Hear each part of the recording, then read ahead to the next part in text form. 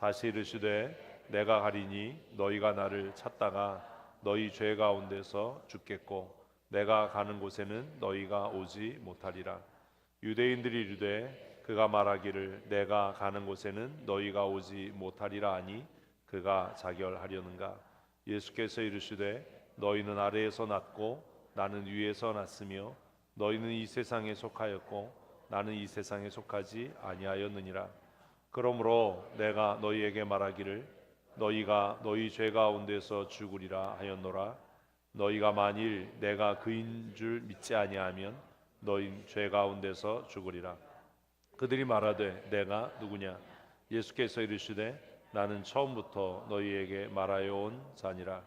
내가 너희에게 대하여 말하고 판단할 것이 많으나 나를 보내신 이가 참되심에 내가 그에게 들은 것을 세상에 말하노라 하시되 그들은 아버지를 가리켜 말씀하신 줄을 깨닫지 못하더라. 이에 예수께서 이르시되 너희가 인자를 든 후에 내가 그인 줄 알고 또 내가 스스로 아무것도 하지 아니하고 오직 아버지께서 가르친 대로 이런 것을 말하는 줄도 알리라. 나를 보내신 이가 나와 함께 하시도다. 나는 항상 그가 기뻐하신 일을 행함으로 나를 혼자 두지 아니하셨느니라. 이 말씀을 하심에 많은 사람이 믿더라. 아멘. 우리는 성경을 거룩한 하나님의 말씀이라고 이야기합니다. 그리고 성경을 또 책 중에 책, 참된 진리의 말씀이라고 이야기하지요. 그래서 영어로 성경을 바이블이라고도 이야기하고 표준이라는 의미의 캐논이라고도 부르기도 합니다. 또 성경이 그 여러 개의 책들로 이루어져 있어서 스크립처라는 말로도 성경을 표현하기도 합니다. 여러분들은 성경을 뭐라고 생각하십니까? 성경이 나에게 어떤 의미가 있는가 하는 것에 대해서 우리는 우리 자신들에게 질문해야 하고 또 그것에 대해서 답해야만 합니다. 신방을 하면서 또 기도회를 하면서 성도들에게 제가 물었습니다. 당신은 거듭났습니까? 구원 받았습니까? 사실 이것이 근본적이고 마땅하고 당연한 질문입니다. 교회가 성도들에게 끊임없이 물어야 할 마땅한 질문이고 또 우리는 우리 자신의 양심에 부끄러움 없이 공교회 앞에 그리고 하나님 앞에 이 질문에 대해서 정직한 답을 해야만 합니다. 여러분은 구원받은 하나님의 사람입니까? 그러면 여러분이 구원받은 증거가 무엇입니까? 사실 이것이 신천지라고 하는 이단이 등장하기 전에 우리나라에 굉장히 강력한 영향력을 끼쳤던 구원파가 교회와 성도들에게 던졌던 아주 발칙한 그리고 위험천만한 질문이었습니다. 사실 이것이 그렇게 위험한 질문이 아니고 마땅하고 당연한 질문인데 기존의 교회는 한 번도 성도들에게 당신 구원 받았는가라고 묻지 않았고 성도들은 그 질문에 대해서 깊이 고민할 필요가 없었습니다. 그런데 어느 날 한 무리의 사람들이 기성교회를 향해 당신들의 교회에 구원이 있는가? 성도들을 향해 당신 거듭났는가? 구원 받았는가? 라는 질문을 던졌습니다. 교회는 이 질문 앞에 두려웠고 그리고 많은 사람들이 혼란을 겪어야 했습니다. 많은 성도들이 자신의 구원에 대해서 의심하기 시작했고 그리고 자신이 구원받지 못했다라고 하는 것을 비로소 인지하고 시인하고 고백했습니다. 제가 웃으면서 이야기하는 이유를 아시겠죠? 심지어 많은 목회자들이 또 교회 지도자라고 하는 장로들이 이걸 개종이라고 해야 되나요? 교회에서 떠났다고 해야 되나요? 어쨌든 그런 일들을 한국 교회는 겪었습니다.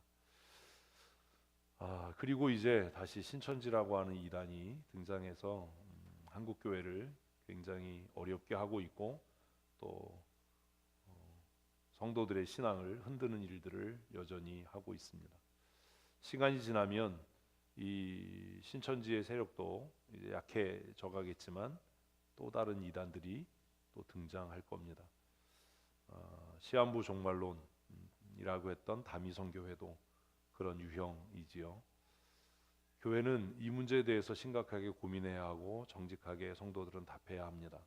여러분은 정말로 구원받으셨습니까? 내가 구원받은 증거가 무엇이라고 생각합니까?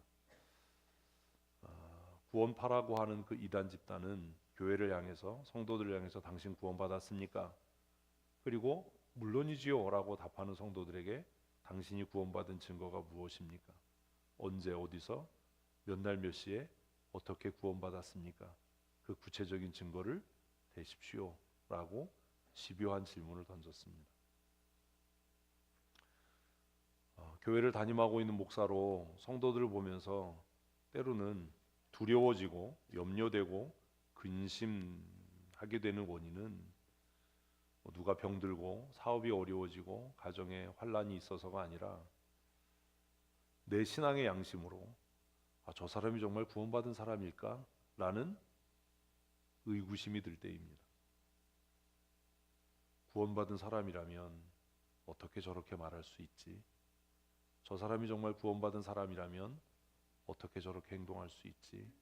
이런 고민이 끊이지 않게 마음을 혼란스럽게 하고 또 무겁게 하고 근심스럽게 합니다. 구원받은 증거가 무엇입니까? 여러분이 구원받은 증거가 무엇입니까? 왜 갑자기 조용해지셨어요? 제가 오늘 이 말씀의 서론을 성경으로 시작을 했습니다. 그렇다면 우리는 당신 구원받았습니까? 라는 질문에 어떻게 답할 수 있겠습니까? 내가 구원받은 증거는 내가 성경대로 살고 있는 것입니다. 근데 정말로 안타까운 것은 오늘 교회 안에 성경대로 사는 사람이 많지 않다는 겁니다.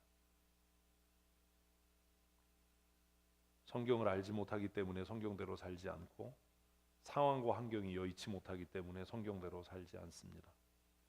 심지어 교회 지도자를 세우는 일도 성경대로 하지 않습니다. 성경에는 어떤 사람들을 어떻게 교회 지도자로 세워야 할지를 너무나 선명하고 명확하게 가르칩니다. 그러나 우리는 그 말에 귀 기울이지 않습니다. 성경이 이러이러한 기준으로 시험하고 검증해서 성도들의 지도자를 세워야 된다라고 말씀하지만 우리는 그 말씀을 알고 있으면서도 내 생각에는 지금 우리 상황은 이라고 이야기합니다. 그리고 그것이 올바르고 정당한 일이라고, 지혜로운 판단이라고 믿습니다.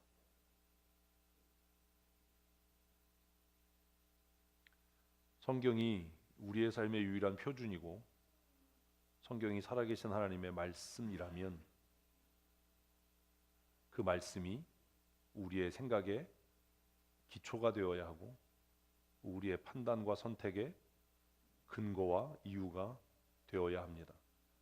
우리가 성경대로 살아갈 때 우리에게 신비의 체험이 없고 때로는 무엇인가 음성을 듣고 보지 못한다 하더라도 내가 성경대로 살고 있고 성경대로 살려고 애쓰고 힘쓰는 그것이 나의 구원받음의 증거일 것이기 때문입니다.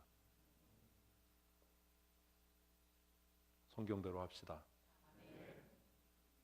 자꾸 딴소리해서 심란하게 하지 말고 여러분의 정체에 대해서 의심하게 하지 마시고 뭐대로요? 성경대로.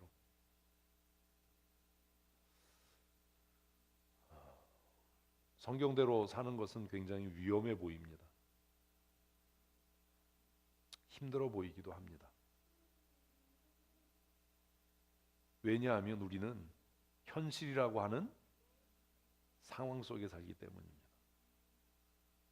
학문으로 성경을 연구하고 논리로 성경을 공부하는 일은 즐겁고 흥미있는 일인지 모르지만 그러나 그 성경 말씀을 내가 처해 있는 상황 속으로 끌어들이면 굉장히 어려워집니다. 그래서 우리는 그렇게 얘기합니다.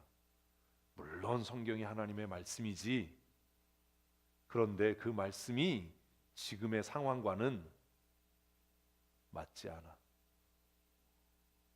그 성경이 이미 오래전에 기록된 말씀이기 때문에 지금 우리의 상황에서는 이 말씀대로 살면 망하고 실패할 거야.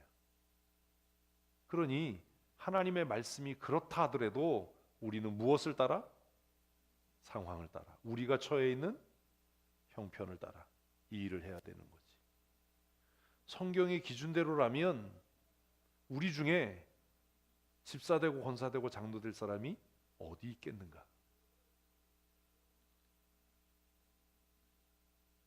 그러니 성경의 가치와 기준은 덮어놓고 우리가 원하고 우리가 필요한 사람들을 세워야 하지 않겠는가?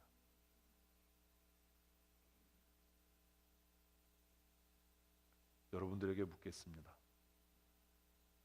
우리가 구원받은 사람들이고 우리가 거듭난 사람들이고 우리 교회가 거듭난 교회이고 구원받은 교회라면 그런 논리가 성립할 수 있겠습니까? 왜 대답을 안 하십니까? 있겠습니까?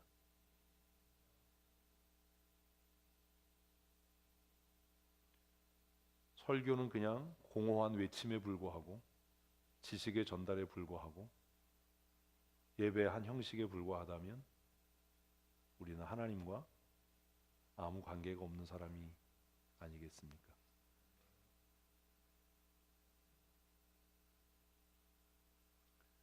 뉘우치고 힘쓴다고 달라질 건 없습니다. 왜냐하면 새로운 상황이 되면 똑같은 일을 또 반복할 테니까요. 그것의 증거가 요한복음 8장입니다. 우리는 지금 요한복음 8장을 묵상하고 있습니다. 요한복음 8장의 구조는 그래서 우리로 하여금 고민하게 하는 겁니다. 요한복음 8장의 첫 번째 사건이 가늠하다 현장에서 잡혀온 여인의 재판건이었습니다. 모세의 율법은 이런 여자를 돌로 치라고 하는데 당신은 무엇이라고 판결하겠는가? 우리가 살펴본 대로 그 누구도 이 여인을 향해 돌로 칠 수 있는 사람은 없었습니다. 모든 무리들이 다 떠나갔습니다.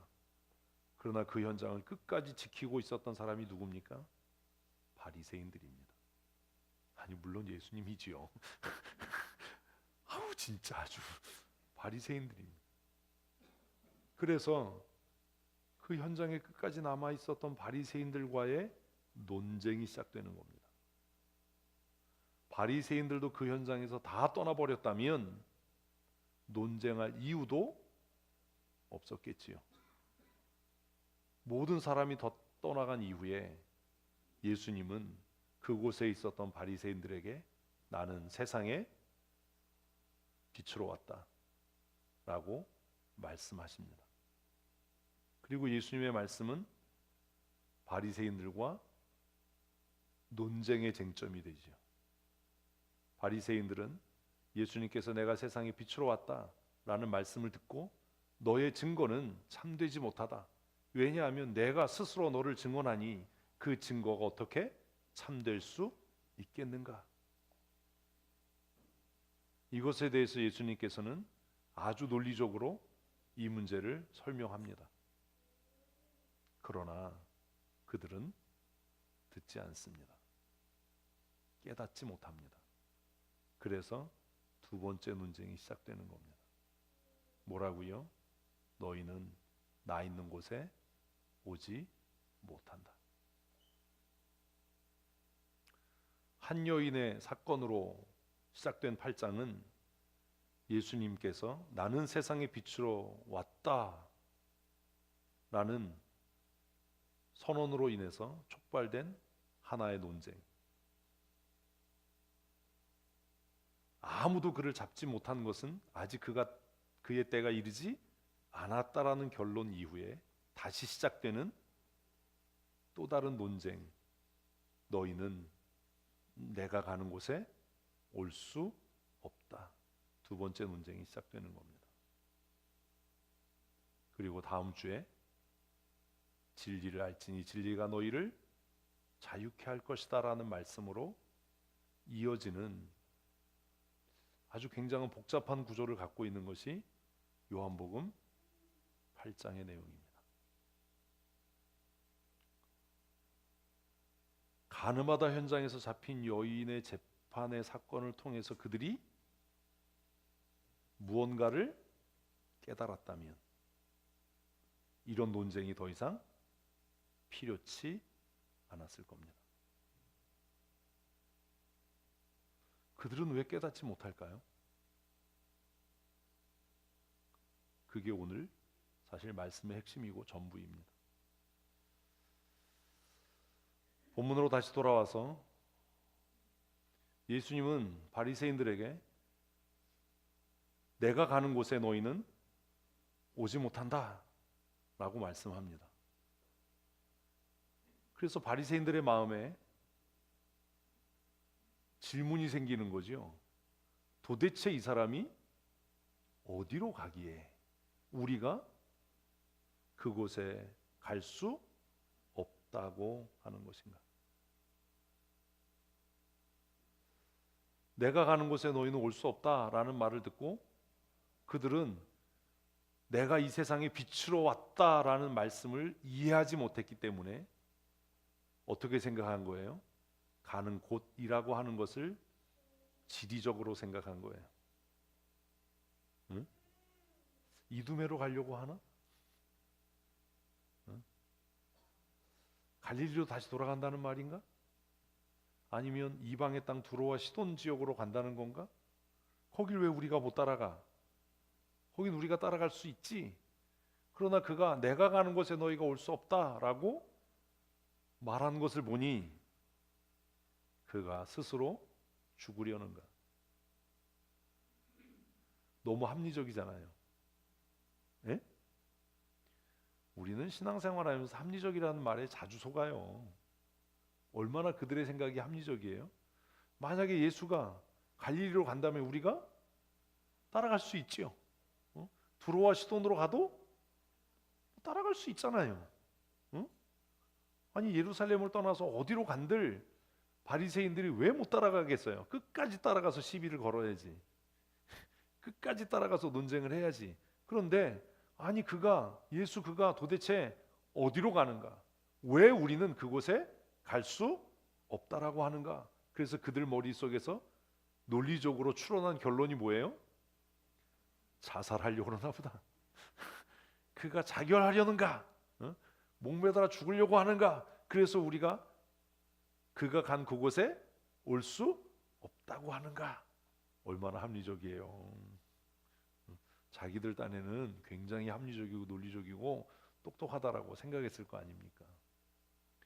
예수님께서는 그 말에 어떻게 대답하십니까? 23절입니다.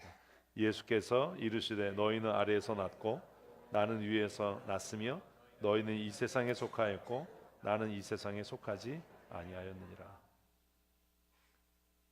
왜 못 따라간다는 거예요?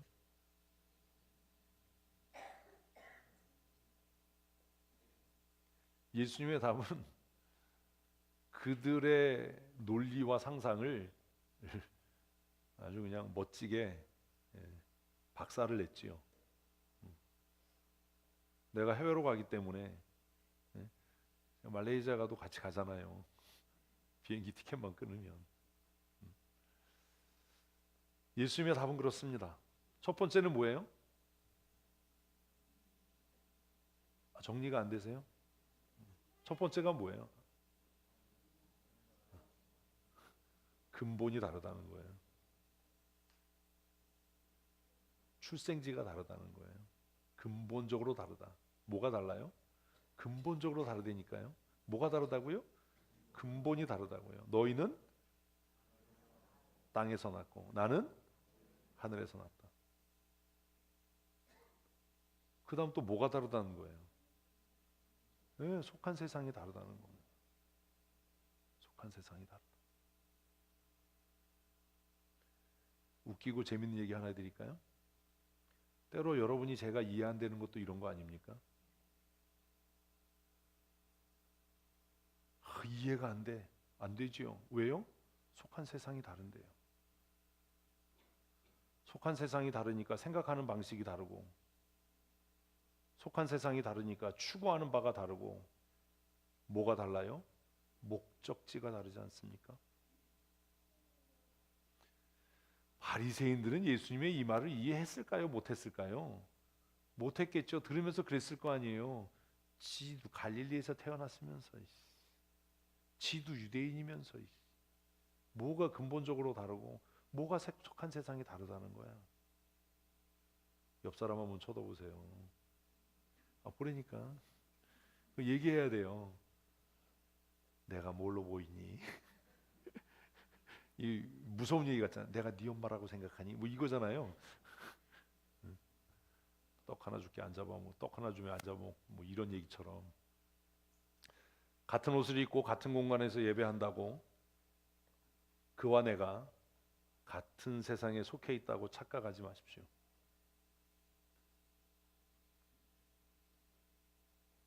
같은 시간에 같은 공간을 점유하고 같은 행위를 한다고 해서 그가 내가 같은 곳에서 같은 일을 하고 있다고 착각하면 안 됩니다. 어떤 사람은 같은 시간에 같은 공간을 점유하고 같은 일을 하면서도 땅의 일을 하는 사람이 있고, 같은 시간에 같은 공간을 점유하고 같은 일을 하면서 하늘에 속한 일을 하는 사람도 있기 때문입니다. 예배하는 모든 사람이 하나님을 예배하는 걸까요? 기도하는 모든 사람이 하나님께 기도하는 걸까요?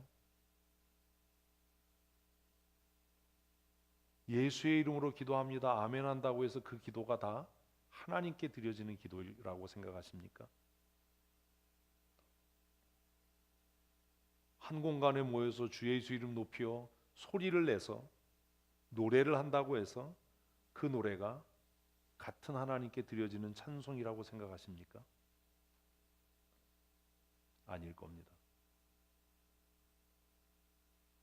왜요? 속한 세상이 다르지 않기 때문입니다. 다시 서론으로 돌아가서 내가 하늘에 속한 사람이라는 말의 의미는 거듭났다라는 말일 겁니다. 아멘. 그렇다면 내가 거듭난 증거는 내가 무엇대로? 성경대로 생각하고, 아멘, 성경대로 말하고 성경대로 사는 것이 증거입니다. 성경대로 생각지 않고 성경대로 말하지 않고 성경대로 선택하고 결정하지 않는다면 그가 목사이든 장로이든 권사이든 어떤 타이틀을 가지고 있든지 그는 땅에 속한 사람입니다. 그는 절대로 하늘에 속한 사람의 일을 할 수 없고 하늘에 속한 사람의 말을 이해할 수 없을 겁니다. 왜요? 속한 세상이 다르기 때문입니다. 그래서 우리는 우리 스스로에게 물어야 하는 겁니다. 너의 정체가 뭐냐? 너는 도대체 어디에서 와서 무엇 때문에 살며 어디로 가는 사람이냐? 지난주의 말씀이잖아요. 예수님께서 내가 세상에 온 참 빛인 증거는 나는 어디서부터 와서 무엇 때문에 살며 어디로 가는지 안다. 나는 하나님 아버지께로부터 와서 하나님 아버지의 일을 하다가 아버지께로 돌아갈 거다. 그 이야기의 후속편이 이거예요. 여러분은 알고 있습니까? 여러분은 어디로부터 왔습니까? 지금 무엇을 하고 있습니까? 그리고 어디로 갈 겁니까? 지금 하나님의 일을 한다라고 이야기하고 하나님의 뜻을 행한다고 하는 사람이 성경과 위배되고 성경과 충돌하는 일을 하면서 내가 하나님의 일을 하고 교회 일을 위해서 한다라고 얘기한다면 이 사람은 천재적인 사기꾼이거나 바보입니다. 성경에 위배되고 성경과 충돌되는 일이 하나님의 일일 수 없고 그것이 교회를 위한 일일 수 없는 것은 너무나 자명한 일이기 때문입니다.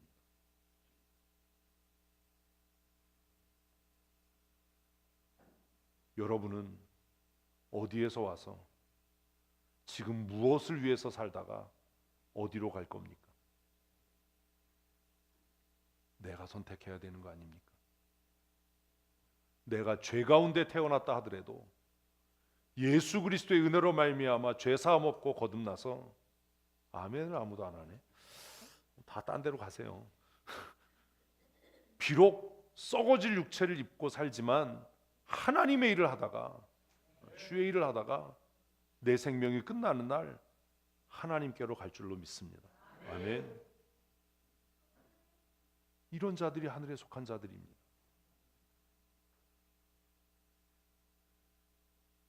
예수님께서는 바리새인들에게 너희는 죽었다 깨나도 내가 가는 곳에 올 수 없다. 왜? 출발이 다르고 소속이 다르기 때문이다. 이해가 되겠습니까? 그렇다면 바리새인들이 갈 수 없는 그곳에 저와 여러분은 갈 수 있겠습니까?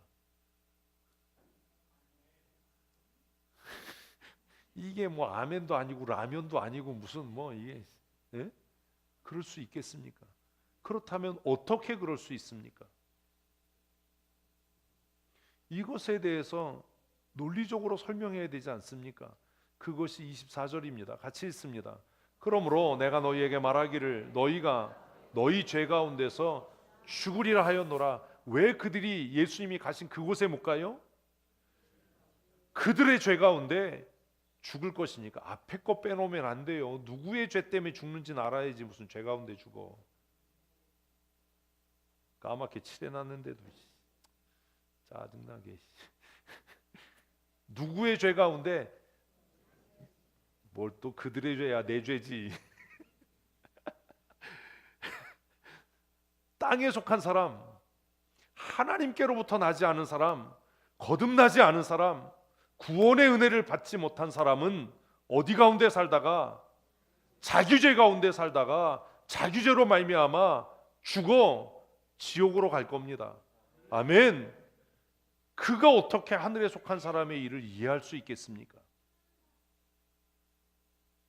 자기 죄 가운데 살다가 자기 죄로 죽어서 썩어 육체가 사라지고 그 영혼은 영원한 심판에 떨어질 존재가 어떻게 하늘에 속한 예수 그리스도의 일을 이해할 수 있겠습니까? 그 말을 어떻게 받아들일 수 있겠습니까? 오늘 이 말씀이 그 시대의 바리새인들에게만 해당되는 말씀이 아닌 겁니다. 왜 이해가 안 돼요? 왜 성경을 읽는데 이해가 안 돼요? 왜 설교를 듣는데 이해가 안 돼요? 어쩌면 내가 어디에 속한 사람이기 때문에, 땅에 속한 사람이기 때문은 아닐까요?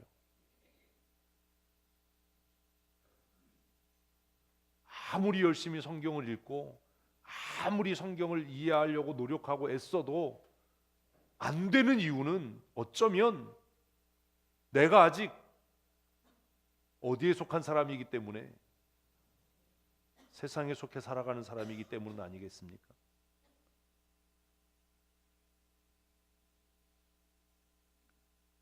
우리가 배우질 못했나요? 문맹입니까? 그래도 다 고등교육은 받았잖아요. 고등어가 다닌다는, 다 고등학교는 나왔잖아요. 얼마나 말이 멋있어요. 고등학교. 응?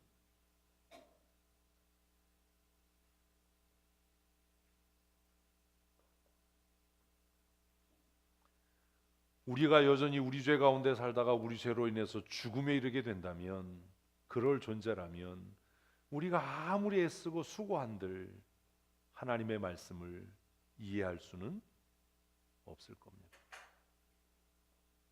하나님의 일을 하지 못할 겁니다. 그래서 저는 별로 열심히 있는 사람 별로 안 좋아합니다. 열심히 있는 사람 뒤쫓아다니면서 사고 친 거 수습하는 게 더 힘들어요. 여러분 열심 없어도 돼요. 거듭나고 변하여 새 사람이 되십시오.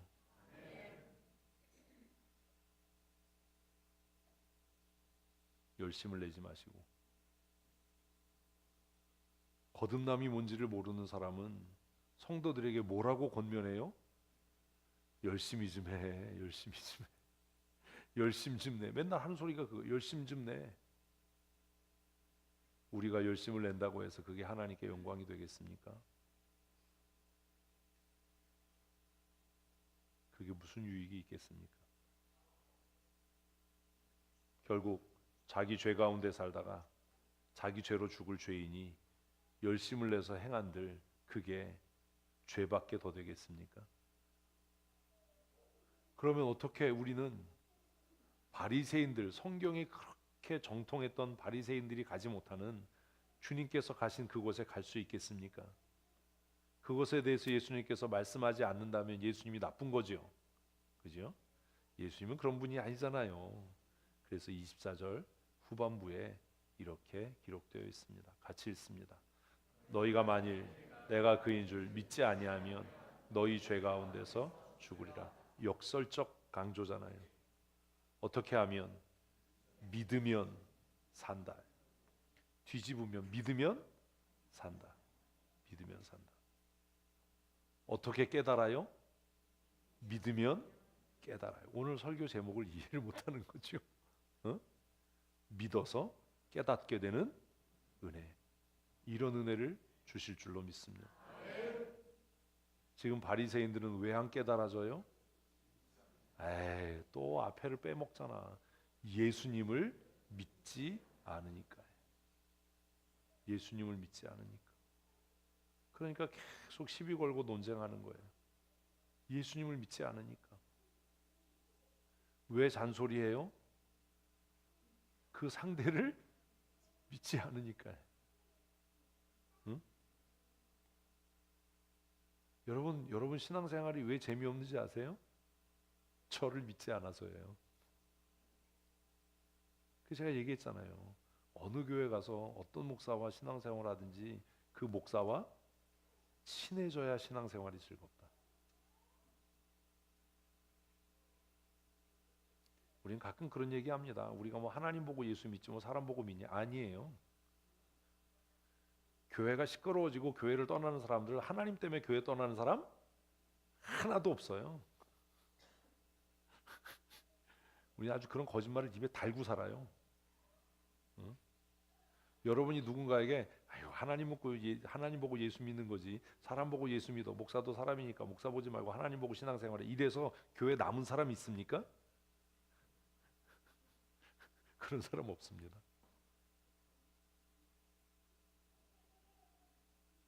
그래서 지도자들이 잘 살아야 되는 거예요. 하나님 보고 신앙생활하면 실족할 사람 한 사람도 안 생겨야 돼. 그런 거짓말을 하지 말라고요. 바리새인들이 가지 못한 그곳, 예수님께서 가신 그곳, 그 영광의 나라, 하나님의 나라에 갈 수 있는 유일한 방법이 있다면 그건 뭐예요? 그를 믿는 거예요. 그를 믿는 것. 그를 믿는 그것이 거듭남의 은혜예요. 근데 그것이 진짜 믿음인지는 말씀대로 사는 것으로 증명되는 거예요. 내가 예수를 믿어라고 얘기하는데 성경의 가치를 따라 살지 않고 성경의 방식대로 생각하지 않고 성경의 말씀대로 행하지 않는다면 그는 믿지 않는 거예요.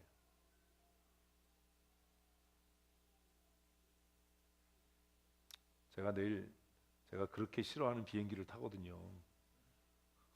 좀 비행기 타는 거 싫거든요. 근데 그거 왜 어떻게 탈 수 있어요?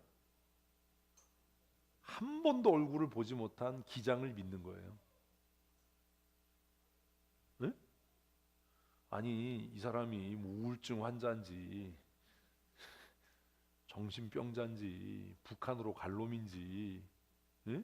뭐 내렸더니 뭐 쿠알라룸푸르가 아니라 평양이다 이러면 아주 이런 거잖아요. 응? 비행기 티켓을 구입할 때는 이미 거기에 내가 뭐를 그 비행기의 안전성을 기계적 안정성을, 그리고 그것을 운행하는 기장과 그 시스템을 믿는다. 뭐 이게 있는 거 아닙니까? 여러분에게 비행기를 타는 것만큼의 하나님을 믿는 믿음이 있습니까?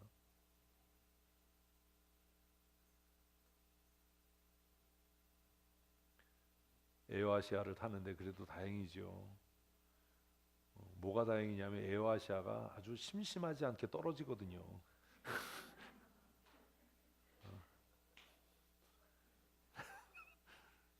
말레이시아 항공은 가끔 없어지잖아요. 응? 에어아시아는 가끔 떨어져요. 심심하면 이게. 그래서 다행인 게 뭐냐면 우리가 12명이 가거든요. 일단 떨어지면 교회는 12억이 생기는 거야. 여행자 보험. 응? 빚을 갚을 수 있는 거지. 그때 또 이준호 목사님이 그러더라고. 항공사에서도 준다고. 부자 나라 비행기를 타야 된다. 에어아시아는 말레이시아 건데. 모든 문제의 출발과 해결은 다 하나예요. 뭐? 오직 믿음이요. 오직 믿음. 왜 우리가 성경대로 못합니까?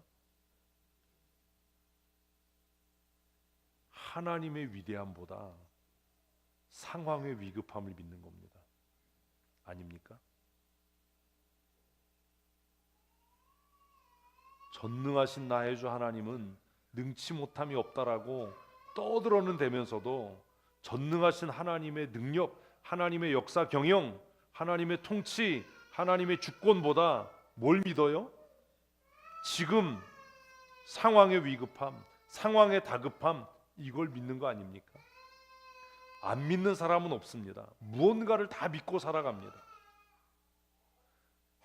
성경은 그렇지만, 목사님은 그렇게 얘기하지만 현재 상황은 그렇지 않아, 지금 상황이 이래 라고 이야기하는 건 믿음이 없기 때문이 아니라 믿지 말아야 될 걸 믿기 때문 아닙니까?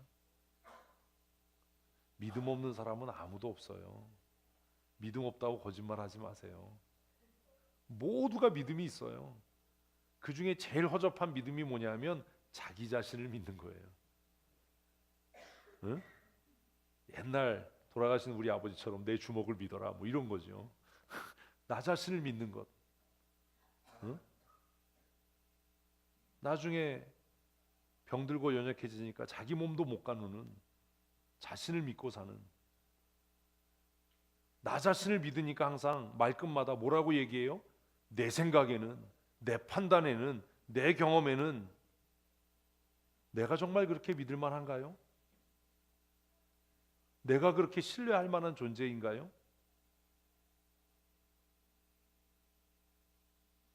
근데 우리는 그렇게 생각해요. 눈에 보이지 않는 하나님보다 만져지고 느껴지는 나를 믿는 게, 내 통장을 믿는 게, 내 사회적인 경험과 신분과 지위를 믿는 게 더 현명하고 합리적인 일이다라고 생각해요. 성경 안 믿는다고 말하는 사람 아무도 없습니다. 다 그렇게 이야기합니다. 성경은 그렇게 말하지만 현실은 그렇지 않아. 성경은 너무 오래전에 쓰여진 책이어서 지금 현실과 맞지 않는 부분이 있을 뿐이야. 성경은 그렇게 이야기하지만 우리 교회 현실은 그렇지 않아. 성경의 가치와 성경의 기준대로라면 누가 그 일을 할 수 있겠어? 굉장히 합리적인 것 같이 들리죠. 굉장히 논리적인 것 같지 않습니까?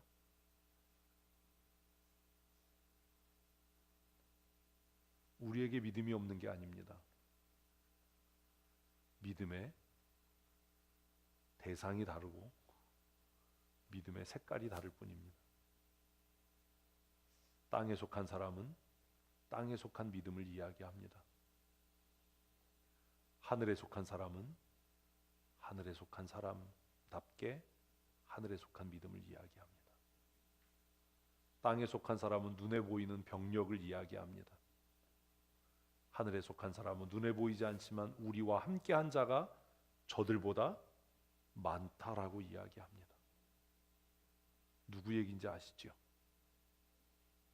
또 모르면 설명을 해야 되잖아. 응? 게하시 이야기 아닙니까? 아침에 눈 뜨고 일어났더니 아람의 군대가 이래서 길어지는 거예요.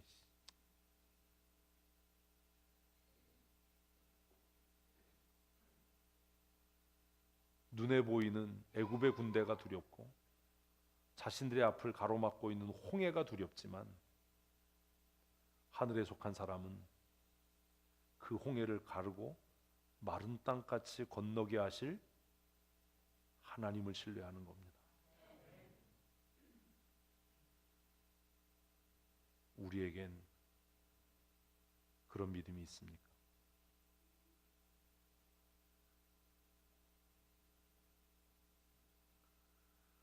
모든 문제의 시작과 끝은 믿음입니다.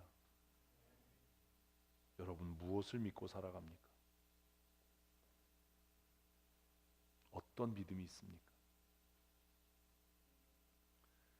예수님의 이 말을 듣고도 바리새인들은 깨닫지 못합니다. 왜요? 믿지 않으니까요.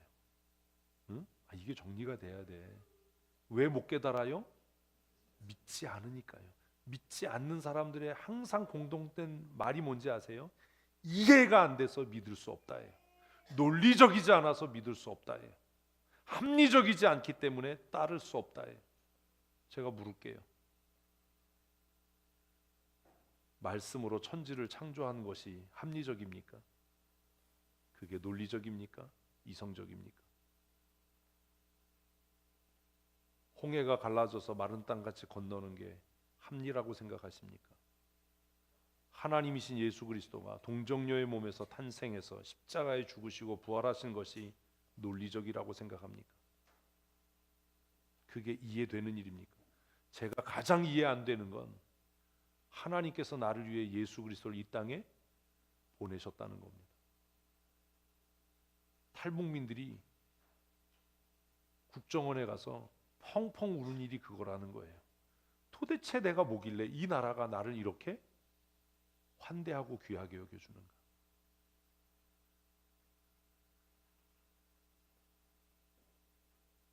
우리에겐 그런 감사가 감격이 없잖아요.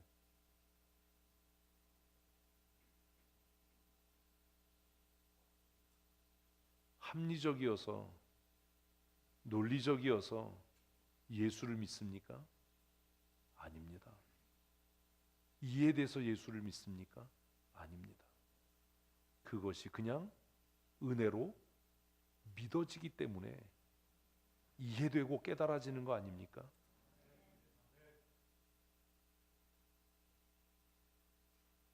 예수님의 말씀을 이들은 이해할 수가 없었어요. 그래서 다시 묻는 겁니다. 정말 바보 같은, 응? 정말 한심한. 뭐라고요? 내가 누구냐? 얘기했잖아. 앞에서 세상에 오는 빛이라고. 아니 이제 와서 다시 내가 누구냐를 물어. 이게 뭐냐? 그래서 예수님이 한심하니까 뭐래요? 처음부터 얘기하지 않았냐? 응? 내가 얘기 안 한 거 아니지 않냐? 니네가 안 믿는 거지. 예수께서 이르시되 나는 처음부터 너희에게 말하여 온 자다. 얘기할 땐 안 듣고, 응? 그게 왜 안 들려요? 안 믿으니까. 안 믿으니까. 그리고 나서 아주 길게 26절 같이 읽습니다. 내가 너희에게 대하여 말하고 판단할 것이 많으나 나를 보내신 이가 참되심에 내가 그에게 들은 것을 세상에 말하노라 하시되. 그래서 이제 다른 얘기하는 겁니다. 너희가 나에 대해서 네가 누구냐라고 정체성을 묻는데 내가 정말 할 말이 많다. 뭐에 대해서? 너희에 대해서. 그런데 내가 그런 일로 내 인생의 시간들을 낭비하고 싶지 않다. 응? 이런 거잖아요. 내가 뭐 하기에도 바쁜데 아버지의 뜻을 너희에게 말하는 것도, 응? 내 삶이 제가 오늘 아침에 사역자 기도할 때 말씀드렸잖아요.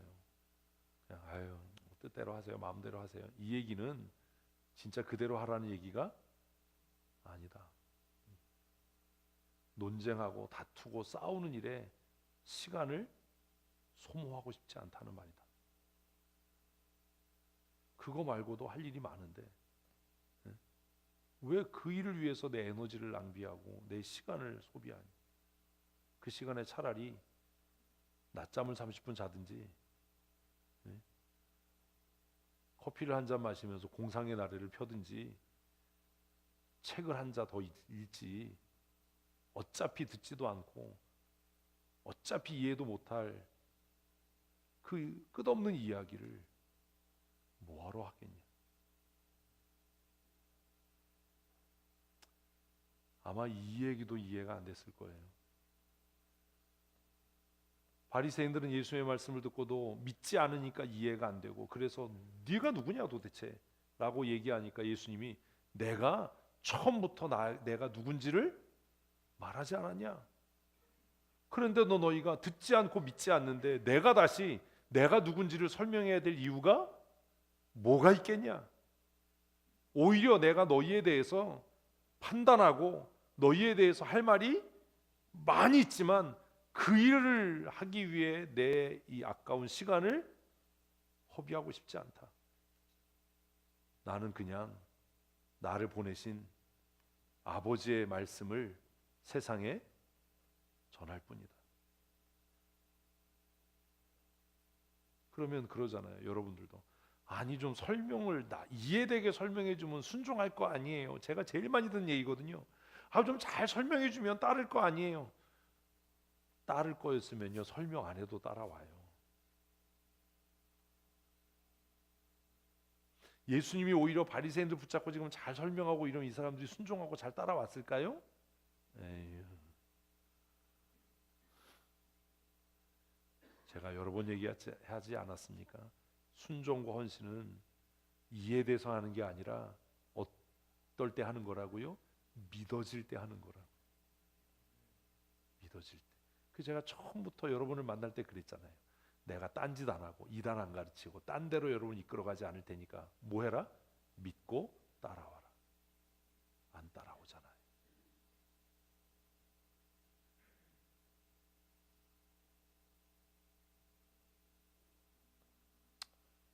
(27절에는) 이 26절을 해석한 것이 기록되어 있습니다. 같이 읽습니다. 그들은 아버지를 가리켜 말씀하신 줄을 깨닫지 못하더라. 왜요? 왜 못 깨달아요? 왜? 믿지 않으니까. 이제 이 대답이 나오면 이제 설교를 끝낼 때가 된 거예요.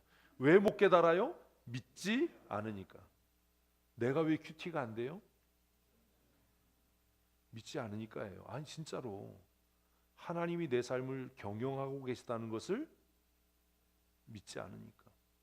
하나님이 내가 처한 상황보다 더 능력 있다는 것을 믿지 않으니까.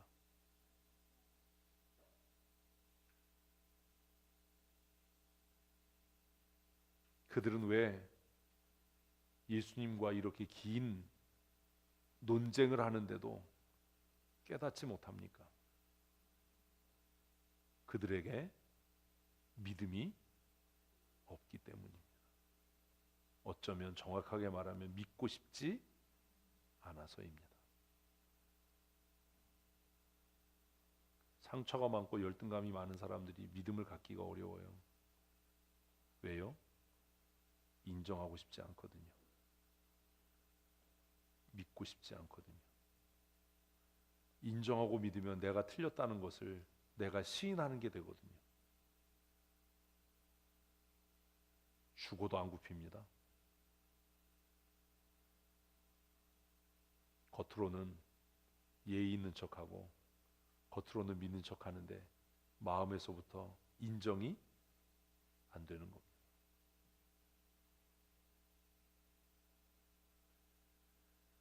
같이 읽습니다. 이에 예수께서 이르시되 너희가 인자를 든 후에 내가 그인 줄 알고 또 내가 스스로 아무것도 하지 아니하고 오직 아버지께서 가르치신 대로 이런 것을 말하는 줄도 알리라. 언제가 되면? 때가 지나면. 십자가는 이미 지나갔잖아요. 우리에게는 예? 우리 다 그래요. 다 일이 끝났어. 때가 지났어. 그럼 뭐라 그래요? 이거 미리 얘기를 해줬으면 똑같은 거예요. 응? 이렇게 누가 될 줄 알았나 누가? 누가 이렇게 될 줄 알았으면 내가 그때 순종했지. 이렇게 될 줄 알았으면 내가 그때 그거 했지. 뭐가 달라요? 여러분과 이 친구들이? 예수님이 이분들에게, 믿지 않는 분들에게 뭐라고요? 너희가 나를 잡아 죽인 후에, 응? 내가 그 죽음을 이기고 부활한 이후에 그때는 알 거야. 응? 내가 스스로 말한 것이 아니라, 내가 스스로 행한 것이 아니라 아버지께서 내게 명령하신 그것을 말하고 행했다는 것을 그때는 알 거야. 그러나 때가 늦으리. 그때는 때가 늦는다. 다 지난 다음에 이렇게 될 줄 알았으면 그건 누가 못하냐고. 응? 그 일을 계속 반복하는 거예요. 다 지나고 나서. 제가 중학교 때 들었던 얘기를 말씀드렸잖아요. 모든 사람에게 기회가 안 오는 게 아니다. 그런데 어리석은 사람은 기회가 자기 앞으로 지나갈 때 그것이 기회인 줄 알지 못해서 잡지 못하고, 그 기회가 스쳐 지나간 이후에야 그것이 기회인 줄 알아서 잡으려고 하지만 기회는 뒷대머리다. 뒤에 머리카락이 없어서 아무리 잡으려고 해도 잡을 수가 없다는 거죠. 기회는 어디에만 머리카락이 있어요? 이마에만 머리카락이 있어서 지나갈 때 이게 기회인 줄 알고 움켜쥐는 사람이 살아남는다. 제 중학교 때 들었던 얘기. 살아보니까 그래요. 다 지나가고 난 다음에야, 응? 다 개발되고 난 다음에야 여기가 개발됐지 어떻게 알았어? 그 얘기 누가 못합니까? 응? 그렇잖아요. 지금 그 얘기 하신 거예요. 너희가 나를 잡아 죽인 이후에, 내가 죽음의 권세를 이기고 부활한 이후에 그제서야 이 예수가 하늘로부터 온 하나님의 아들이었구나, 이거 안다고 해서 무슨 의미가 있겠냐. 그러나 내가 지금 살아있을 때나, 내가 십자가에 달릴 때나, 내가 무덤에 내려갈 때, 그때라도 하나님은 나와 함께 하신다. 왜? 내가 하나님이 기뻐하는 일을 행하기 때문이다. 상황이 이해가 안 되고 왜 그래야 하는지 납득이 안 돼도 성경이 그렇게 말씀하시니까, 그 성경이 우리에게 말씀하시는 그 일을 우리가 행할 때 하나님께서 항상 여러분들과 함께 하실 줄로 믿습니다. 성경대로 안 하는데 무슨 은혜가 있겠습니까?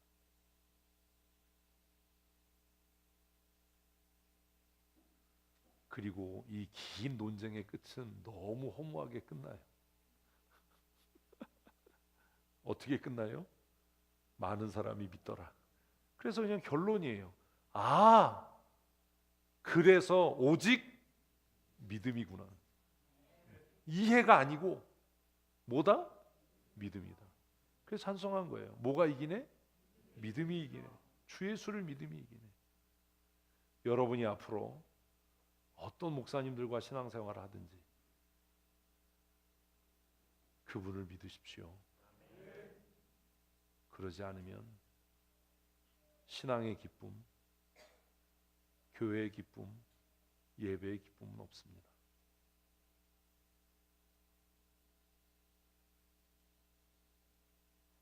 신실하신 하나님을 믿으셔야 합니다. 그러지 않으면 늘 상황 탓하다가 망해버릴 겁니다. 다 시간이 지나간 이후에야 그것이 기회였다는 것을 알고 크게 후회할 겁니다. 그래도 돌이킬 수는 없습니다.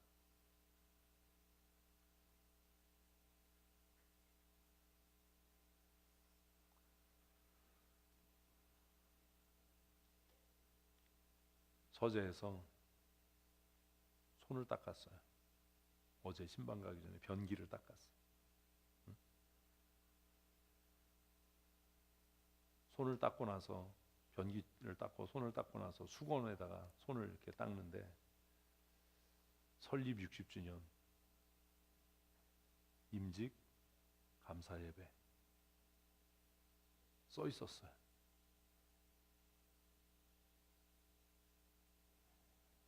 원주 중부교회. 그 수건을 한참 쳐다봤어요. 아무것도 없었던 허허벌판에 교회 부지를 샀던 그것이, 그 교회가 우리 강원노회에서 가장 큰 교회가 되는 기초가 된 겁니다.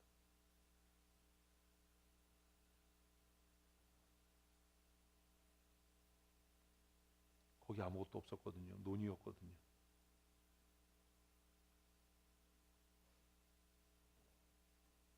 생각했어요. 아, 어느 교회에든지 기회는 똑같이 오는데.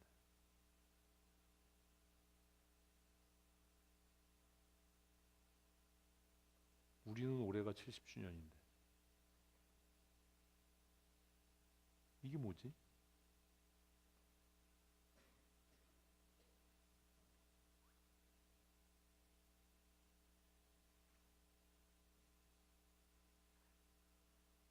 규모가 비슷비슷했었잖아요.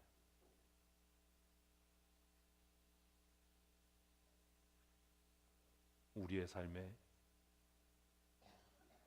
하나님께서 끊임없이 은혜와 기회를 주실 겁니다. 문제는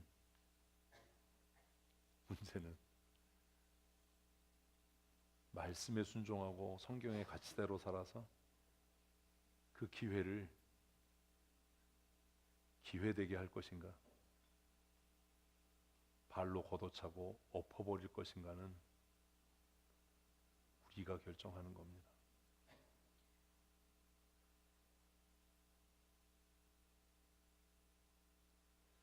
제 염려와 근심 중에 하나가 그겁니다.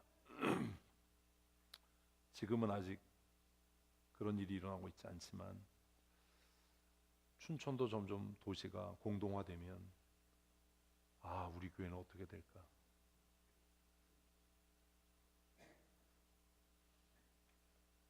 왜 우리는 여기를 고집했어야 하는가?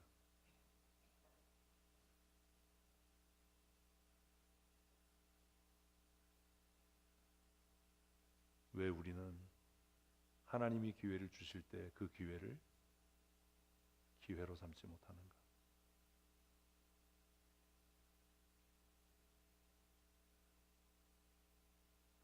전도팀장님이 고민하는 게 그거잖아요. 부활주일 절기가 돼서 이 지역에 전도하려고 해도 빈집이 너무 많고 이걸 어떻게 해야 되나?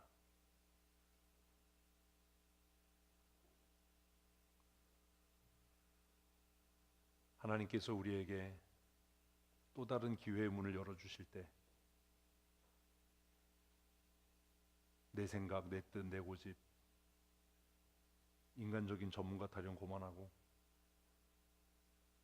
이것이 정말 하나님이 주시는 기회인지를 무릎 꿇어 기도하고 눈에 보이는 것 없고 손에 잡히는 것 없고 귀에 들리는 것 없어도 하나님의 약속의 말씀을 붙잡고 믿음으로 나아갈 때